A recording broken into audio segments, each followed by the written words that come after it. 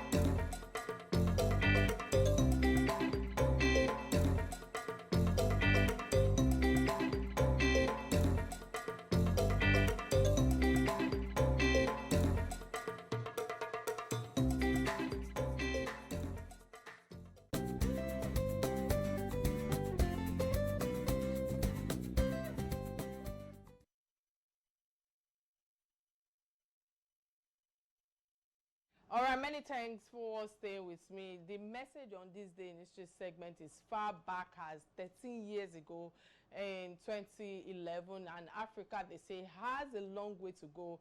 But I feel that that's a lie. Yeah, that's my perspective. That's my opinion, because I feel that, we don't have a long way to go if we can be united and not be influenced from outsiders or people who can actually interrupt our flow of doing great things together. Once we can get our axes together, guys, the road isn't far anymore. So our leaders need to realize this, and I think that I like the message today on This Day in History segment, because it's a message of, calling us to our consciousness on doing things better, on uniting us as one, as Nigeria. I think it's time for us to get a quick message from my sponsors.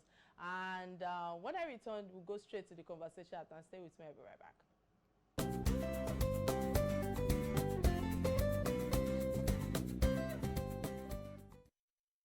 All right, many thanks for staying with me. Day in, day out, everyone is getting scared that there will always be a report of kidnap or mass adoption, from some corner of Nigeria. And Nigeria are afraid to move out of their houses. And night movement is also gradually becoming a taboo with the level of insecurity that is going on in this country, Nigeria. And according to data obtained, by the ICIR from the Armed Conflict Location, and of course event data project, that's the ACLED, a data bureau collection data on all types of reported political violences and protest events worldwide.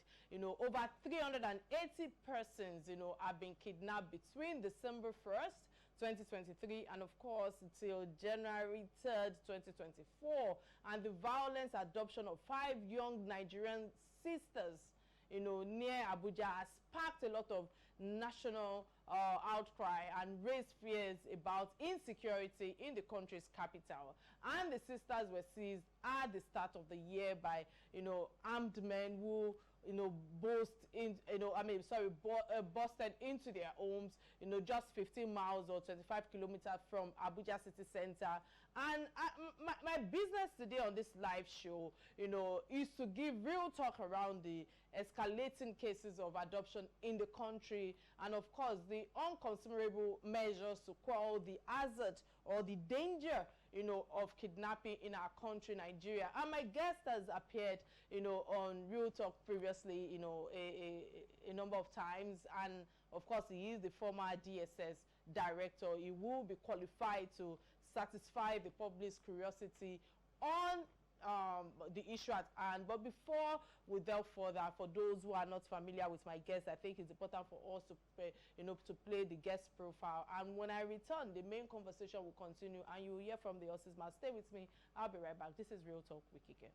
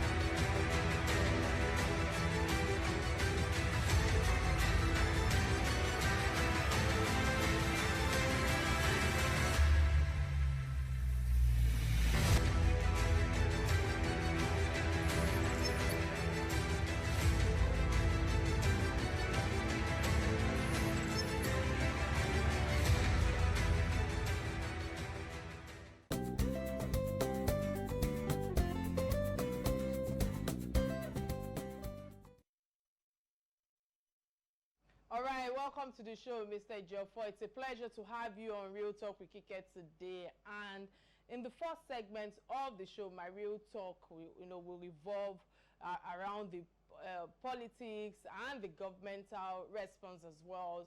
And I'll try as much as possible to make sure that the second segment of the show will be around intelligence and architecture, because I know that you're a man who can, throw a lot of, what's it called, answer all of these responses that the citizen, would like to find some answers to. Again, many thanks, for creating time to do this with me. I know that there are a lot of things happening at your end, but thank you so much. I do not take this for granted. How are you doing today, sir? Maybe I should start from there.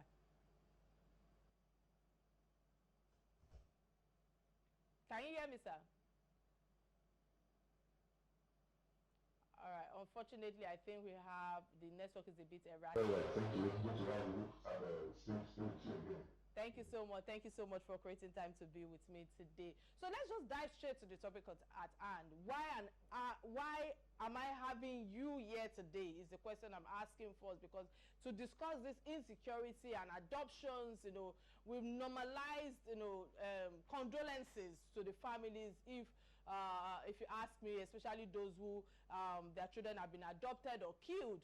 As our esteemed guest, for someone like you who have worked in this environment and have been on this show before, why are we still having such conversation again in our country after Nigerians had felt it, when it comes to, conquered challenges at the beginning of President Bola Ahmed's dispensation, saying that, insecurity will be put to an end. Sir, can you find an answer to this for us, for those who are tuning in and listening to you right now? Well, so many reasons, but like every normal Nigerian, everybody's worried. Like the data you read at the commencement of this program, the number of people that have been kidnapped between December and January is quite disturbing, and many reasons are responsible for it. If in each of the geopolitical zones, we have virtually everywhere now you have mass adoptions. In the southeast, there's a different reason for it. In the southwest, there's a different reason. In the northwest and north central, there are different reasons. We must be able to segment them now.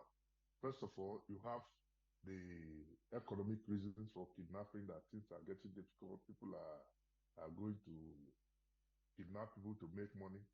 You also have the issue of political reasoning in the southeast. People are not agreeing with the struggle and giving the IPOB a bad name. They will now have what is known as unknown gunmen. Then if you come to the north, northwest, north central, you have mass kidnapping, which is somewhere between political and ideological. The reason is this, we started having this mass kidnapping from 2014, 2015, and many reasons we are used to it. You recall that there was a time a governor of the North Central said they were paying these people. And after some time, they stopped paying them and they scattered all over, not concentrating on the Northwest or North Central, coupled with the fact that the heat turned on the bandits in the Northeast, made them come down to Northwest and North Central, resulting in these mass kidnappings.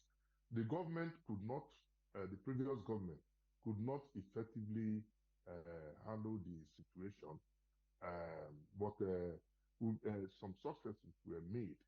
Some of these mass kidnappings and incidents came down until the present government came in.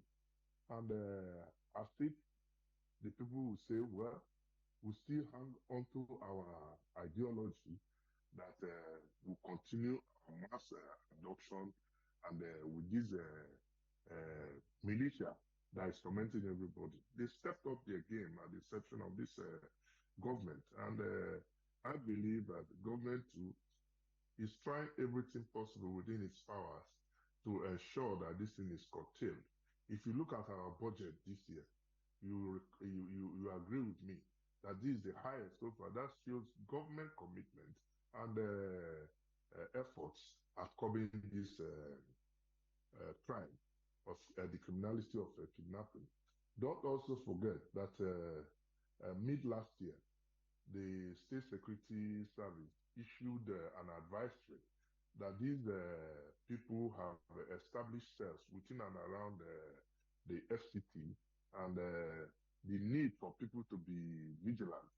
So it calls on vigilance, it borders on everything that people should be involved. We should not leave this into our security services alone, even though it's their sole responsibility. And that the primary purpose of government is welfare and security of the people.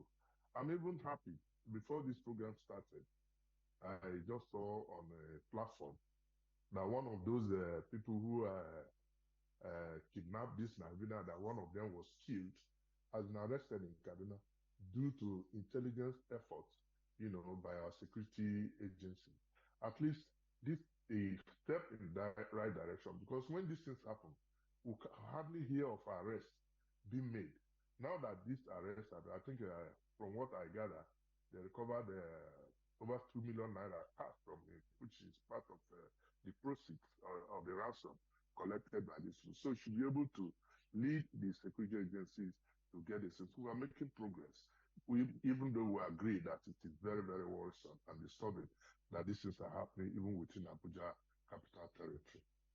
All right, many thanks again for your elaborate submission, and really that's good news, to hear that, one of them have been, have been arrested already. So let me go straight to the inauguration that President Bola Ahmed led security as a top priority. How does he respond to the criticism in the spike in kidnapping under his own watch? And of course, the government itself, have been claiming a significant budget, for defense. And I'm wondering, with the effectiveness of what is going on right now, especially in our country, addressing the root of insecurity, focusing on poverty, education, name it, and the human rights as well of the people. How do we move forward in making sure that human rights of the people, fundamental human rights of the people, are met, especially when it comes to insecurity? Well, you see, it's a very thin line. It's a major problem, balancing them, because these people doing this, especially within Abuja, Northwest and North Central, they are just out without any defined objective or aim than to destabilize government, make government look ineffective, and make government look weak, make government unpopular, that people should lose their confidence in government. And that's their main aim, which they have been hammering and emphasizing. Like Western education is forbidden from the Boko Haram in the Northeast. Don't also forget that these are part of the people coming down to this. Now, when the government came in,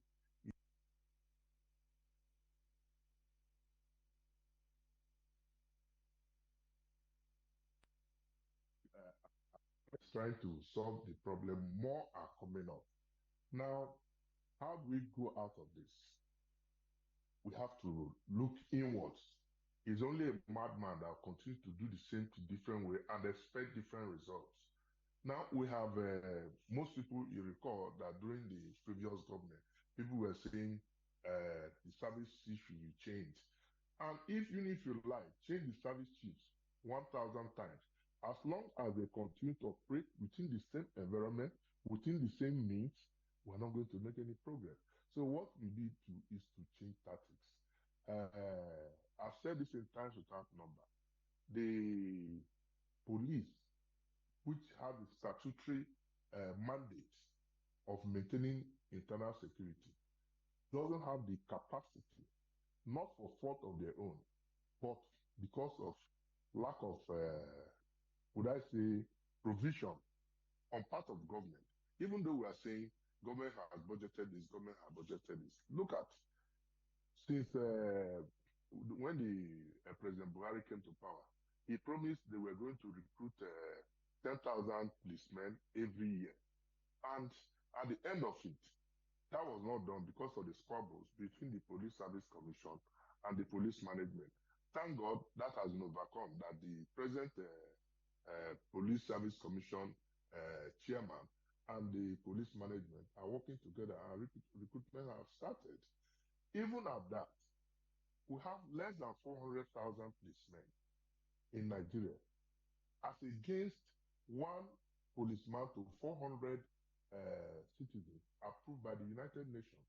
So if you compare this 400,000 with 200, over 200 million people, you know, it's nowhere near what we are expected to have. Besides that, out of this meager number, that was over 120,000 of them are deployed to dignitaries, Senate, National Assembly members, judges, and all what have you. So the police does not have the manpower or the capacity to deal with our security situation. Now, how do we come out of it? You look at the model of Amotekun in the Southwest.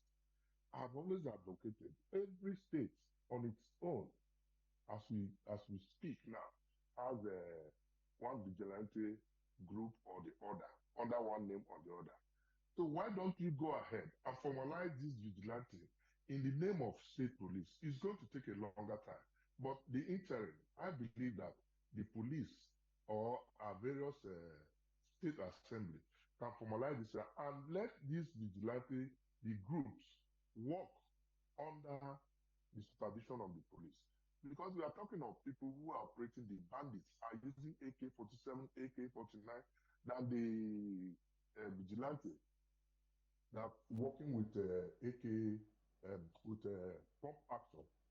So how do you expect? So, sir, apologies, I have to interrupt your line of thought, and I'm staying on this issue of Amotekun and the police not, having the capacity, which is not a fault of theirs. But there's a growing debate, on should the police be the one to lead this or not, because the army also are of the opinion that they should be the one to lead it when it comes to domestic security, or how will I put it, and vice versa as well. So how does the government plan to leverage on the issue at hand, especially when it comes to better human intelligence and shift responsibilities? Because the responsibility that we are shifting now on the army, saying that the police people do not have the capacity because they do not have all the necessary tools to be able to work. How do we look for how to find a balance with responsibility with the uniformed men in Nigeria? That was why the military was brought in. Military is not trained to maintain internal security. The military is established to defend our territorial integrity.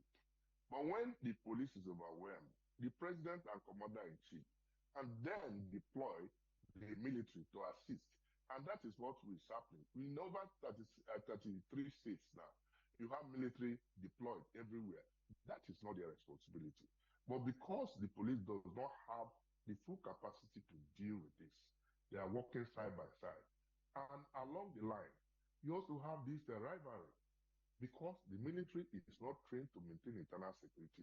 The police is trained to maintain. So the military most times claim a credit to some of these things happening, bringing rivalry. And the president, on assumption of office, that's President Tinubu, warned that they should not be working in silos. They should all work together. So, but I think at the top level management, we don't have much problem in terms of friction or interagency. But along the line, the operatives, you have this friction coming up everywhere. And remember the issue of Wadume. Nobody's talking about that again, where some policemen were killed on their lawful duty. So this friction, and every day you hear of a friction between the police and the army, and the navy and the air force. So with all people that we are not working together, it's not going to make let us succeed in getting this crime curtailed because we cannot eliminate it. But All right. I'm also saying that the people should be mobilized, to volunteer information. I'll give you an example. Look at what happened in Ibadan, for instance. People are aware of the danger of storing explosives in that place, but nobody was able to talk. Now, the damage has been done, life lost, property destroyed, and people were now saying, we are aware of this, we are aware. So, our people need to be conscious, they need to be security conscious, they need to be mobilized to ensure that they also assist our security agencies. Because the security agencies you are talking of are Nigerians, they are not imported. Coupled with that, I've also always advocated that the police, since we have not been able to establish the state police, which requires the intervention of the National Assembly, why don't we try it? Babangida tried it in I think, around 85, 86. Get these our policemen, the rank and file, move down to their own geopolitical zone where they understand the language, understand their cultural affinity, their religion. But when you carry somebody from Sokoto, for instance, and move to Bayelsa, he doesn't understand the language, so how do you expect them to work? Post the rank and file. Why the management can be from anywhere directing their affairs? I think this is the way out. All right, many thanks for that submission right there. I'm trying to manage time right now because I know you also have other engagements as well. But quickly, sir, before we go on a quick break, I would like you to respond to these two questions in my head, because I feel that a public affairs commentator, the APC government, that's Mr. Segun Showunmi, has said that ethnic coloration is one of the reasons we are having this level of insecurity, and actions like placing the financial infrastructure in one side and drifting some aspect of the CBN to Lagos gives signal of ethnic genders. Do you agree to this or do you disagree? That's my first question to you, sir. And my second question is the fact that there are a lot of allegations of corruption in insecurity in terms of spending this or how will I put it, the significance, of issues at hand that you yourself have also touched on regarding people coming out to want to say that they want to actually, spill up and say the truth when they see that there's something wrong that is going on. But how does the government intend to address the issue and ensure funds are genuinely directed towards security? Because we all know that funds is one major tool that can also enhance the betterment of our security in Nigeria today. The Economist tabloid, mentioned it, especially when it comes to security votes, as a significant concern. So my second question to you right now says, what steps will the government take to increase, transparency and oversight in defense spending, so to speak? That's a very interesting question. Now, if you like Shegun Showunmi, he's a politician, I'm not a politician. I discuss security. Movement of the part of Federal Oil Ports Authority of Nigeria and the Central Bank is a political decision. But you know that at times some political decisions generate a security crisis or challenges, if you will. So I leave that to the politicians. But eventually, the security agencies will be called upon to say um, what decision was taken and all this. So that's a political discussion. I discuss security, I don't discuss politics. Now, if you come to the issue of funding, if you have a 100% budget given to the security agencies and are released the way they are passed, I don't think we'll be having this problem. Of the 100% given, over 70% are on recurrent. So the remaining one that is supposed to be on recurrent, on capital, there you see the National Assembly, in the name of oversight, asking for constituency projects, whereas they don't know anything about purchase of arms. And because they need this to be passed, they give part of these projects to them, not professionals. So it becomes a problem. Then if you come down to the subnational, the state, for instance, you agree with me that virtually all the state governors are assisting the various federal agencies, security agencies, the police, the army, the DSS, they are assisting them. But if they are allowed to have their hand only, I think it will be better. I'll continue to give the example of Amotekun in Ondo State.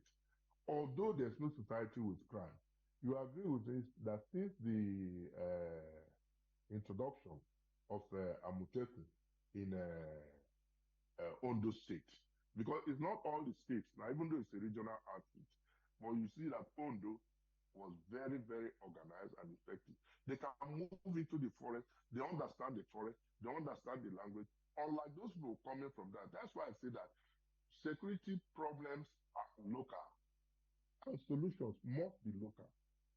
So we need to differentiate it. The funds might be there, but it's misappropriated. The little one that is given is misappropriated. Don't also forget that the leadership of the various security agencies are Nigerian. They are not immune from the corruption that is pervading the society. So that's all I can say about that.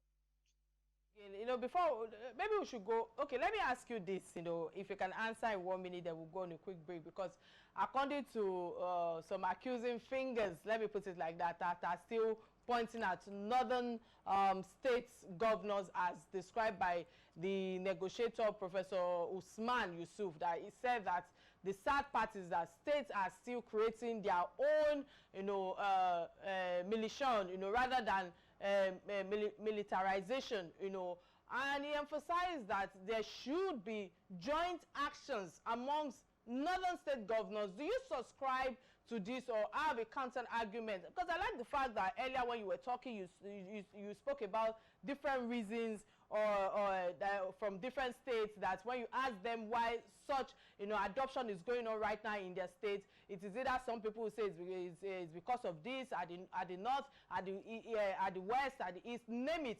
What's your own opinion thus far with what has been said? Our security, all we're interested is to ensure that there's security for people to go about their lawful business. Whether northern governors are coming under one roof to see, if they are coming to see how they can harness and bring the security challenges, possibly having a central fund, yeah, I will agree. But if you begin to ethnicize it and begin to politicize it, that's where the problem is. I gave you an example of Amotekun in the Southwest. It was commendable. But you see, in the Southeast, when it was formed, it became a problem. So that is politics. And I think we should all come together, see how we solve this problem. Because if we don't solve it, there's not going to be any meaningful development anywhere. You don't develop under this chaotic situation. Or, if you like, going to anarchy. People are afraid. Nightlife are grinding to a halt. People are scared to move. Everything is virtually grinding to a halt. So it's better we solve these security challenges and see how we move forward in the country. So insights right there. We'll go on a quick break, and when I return, the conversation will continue. Stay with me. This is Real Talk with Kike.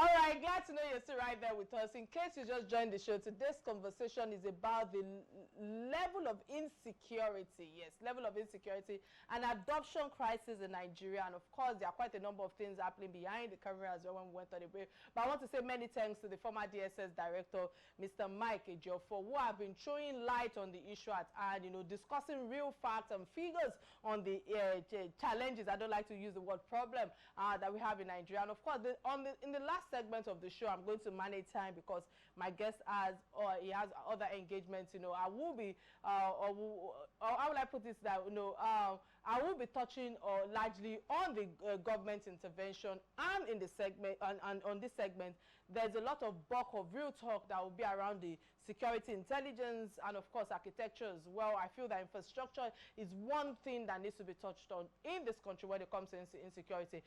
But quickly, let me go straight to another issue at hand right now, because I know that with all that, again, many thanks for, you know, showing a lot of light on the question that have been asked thus far. But the government mentions ramping up technology to combat criminals.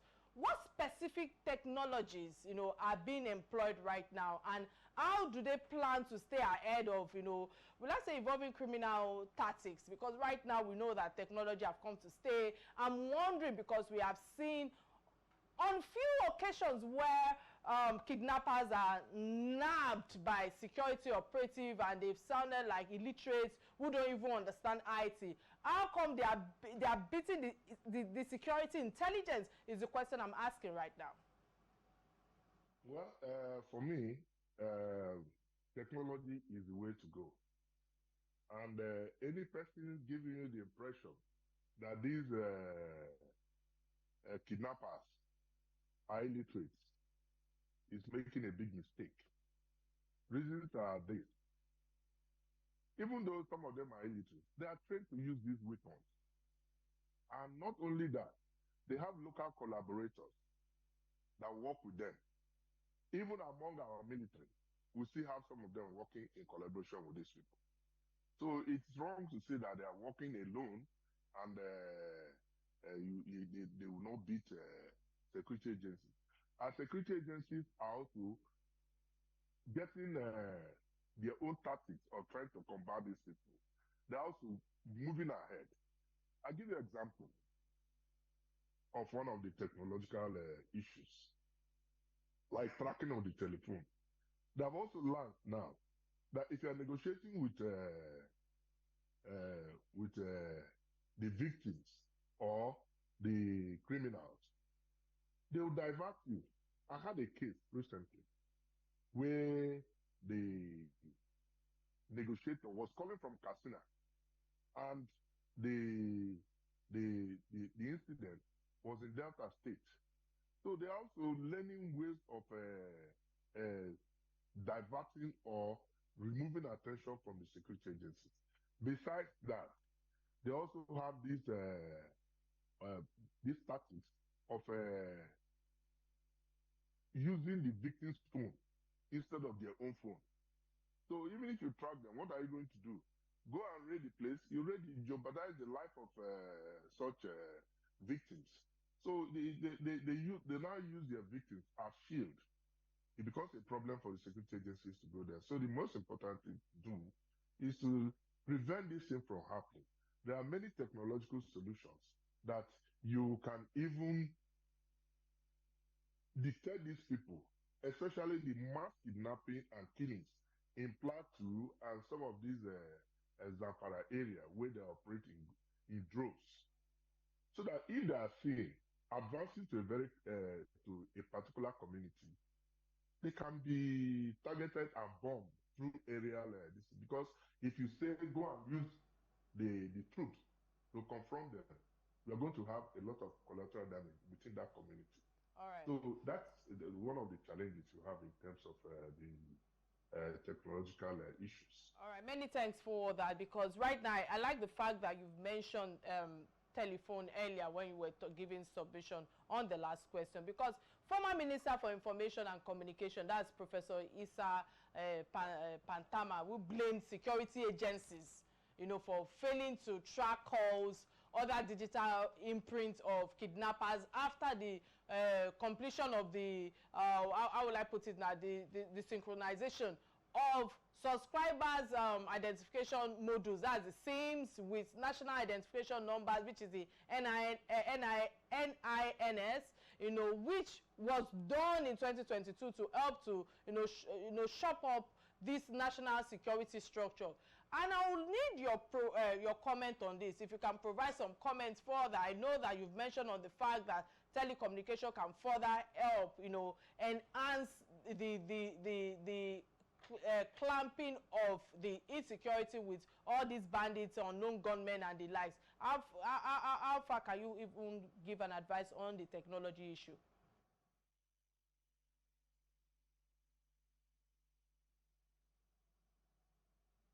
Can you hear me, sir? No,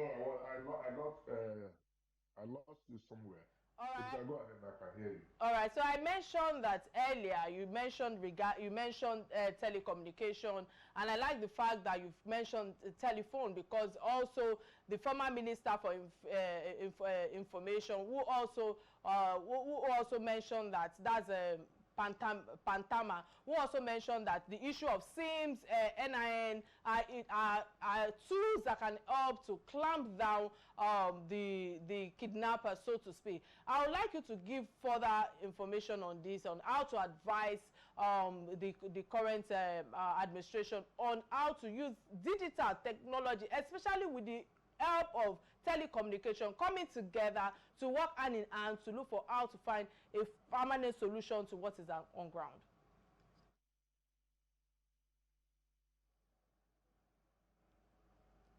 Did you hear me, sir? No. Come again. Unfortunately, I don't know if I'll be able to do this because we are running out of time, and I know that you have other engagement. Maybe let me use this opportunity, or better still, maybe we can quickly go to trending. Can you hear me, sir? Are you there? Okay, I think the network is a bit erratic. I think, unfortunately, this is where I might have to wrap up the segment with him. But let me quickly go into trendies. These are stories that bind us together as Nigerians, you know. And the first trending story that caught my attention is that of the Lifrosh and his ex-fiancée, you know, in terms of revelations and social media court implications.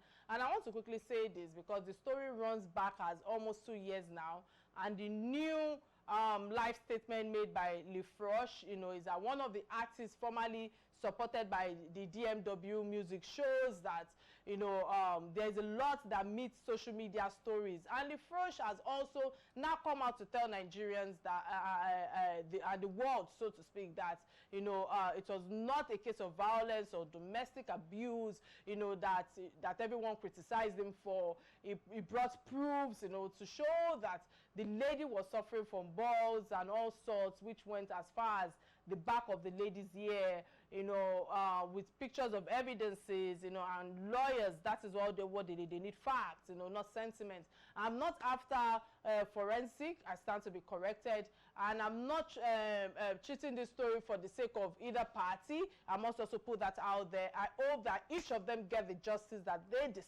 deserve. It is just to educate the public that social media is not the court of law. I have emphasized on this back to back, and they are not here to take sides. So people are quick, you know, to always take sides with events like this that have happened, that have led the public into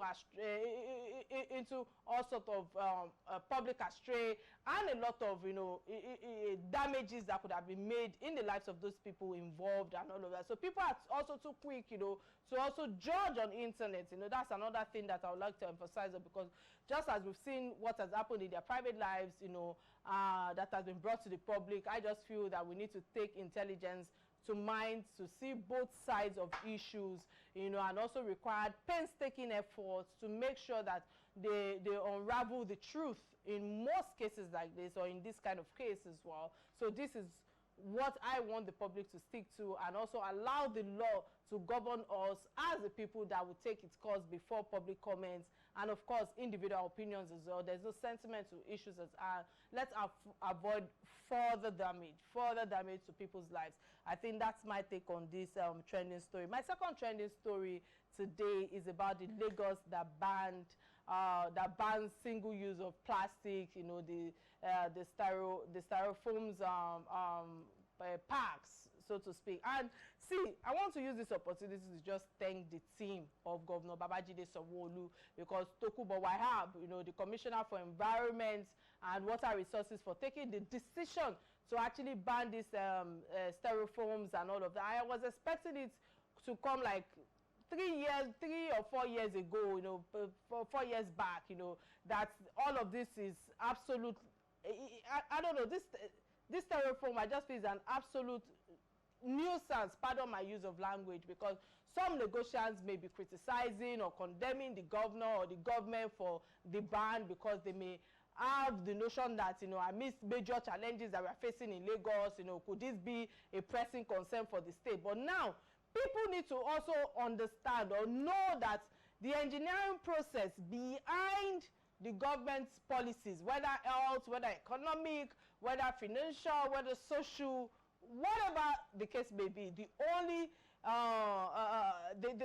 see what is apparent to them, or perhaps, you know, a one-way myopic outlook to events, because the government does not, you know, does I don't know how to put it, that the government does, you know, cost the benefit ratio analysis before making decisions or embarking on policies like this. So some goes to numerous policies, including Okada ban and the likes and all of that, because I saw a lot of commentaries on social media, and it's absolutely in the context of the fact that, you know, they are overlooking the good of the public. So about this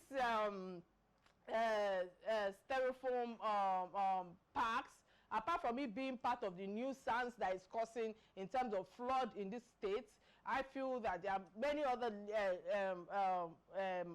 reasons, and I felt that I need to actually educate people who are listening to me right now, because the first lesson that I feel that I need to also put out there with this story is the fact that it's a kind of substance that which cannot even be broken down by natural organisms, and act as a source of pollution. And I just feel that unlike the biodegradable waste and non-biodegradable, you know, substance, you know, cannot be easily handled. So none of these wastes are those that cannot even be decomposed or dissolved by natural agents. So I just feel that all of these reasons are enough for us to actually look for how to even put this behind us in the last 3-4 years.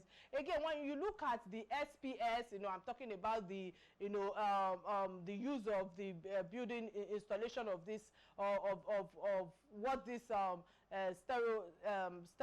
styrofoams are being used for, especially when it comes to walls, when it comes to roofs, you know, and their foundation. They should be terminal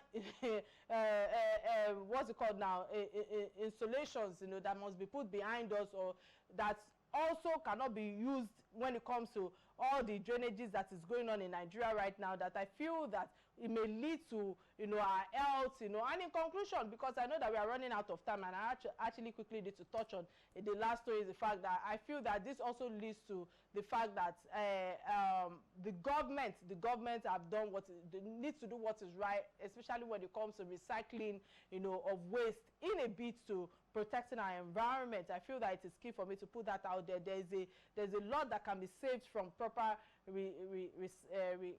recycling of waste management. I don't want to compare us to developed nations right now, but I just feel that we need to manage our waste properly, but we can also do better. Maybe that's the word right now, because I know that there are a lot of ills that we face during rainy season, and even during dry season as well. You go to certain areas and you'll be surprised on how all these plastics are all over the place, you know, causing, you know, blocking drainages and the likes and all of that. Unfortunately, this is the only two trending stories that I can take right now. But before I go, let me first of all say thank you, many thanks to my guest, you know, for creating time to be on the show today. And of course, you know, let me use this opportunity to quickly, you know, calling my technical director, like I usually like I like to call him, and all of that, because I know that there are a lot of There are a lot of people out there. Yes. Thank you so much. I returned to Nigeria. This is an announcement from an award that I returned to Nigeria yesterday, only to see that I'm being honored with a plaque, from Radio Media NG. Many thanks. I truly appreciate this, from Radio Media Nigeria. I specifically wanted to just, share this on air, for my viewers to see, for me to properly thank them, to, thank them also for consuming, my content. My return to media 5 years ago, I must emphasize, was a struggle. And, navigating social media was new to me, was a new realm of all sorts. And also radio was new to me. Yes, I've done print, I've done TV and the likes, but not radio. So my virtual media started with radio, training me on my voice, conviction of people who are listening to me. But I knew that it was time for me to answer my first call, because after all, I studied mass communication in school after all.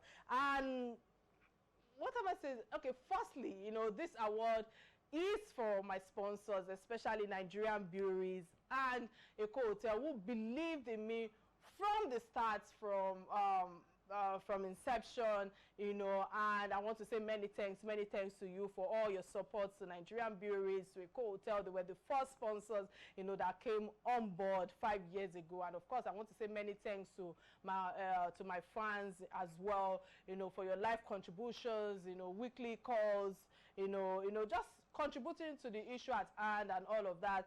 And of course, I'm grateful for the constant encouragement, to all those who are involved with Real Talk with Kike, and to those who have also voted. When I saw this, and I remember then when the Radio Media NG was saying that people have to vote, guys, to those who voted for me, despite my usual aversion to the voting process, thank you. I also want to thank my media partners, even though you all are making money through me. I have to put that out there. Yeah, you know me. You all are making money through me. Am I lying?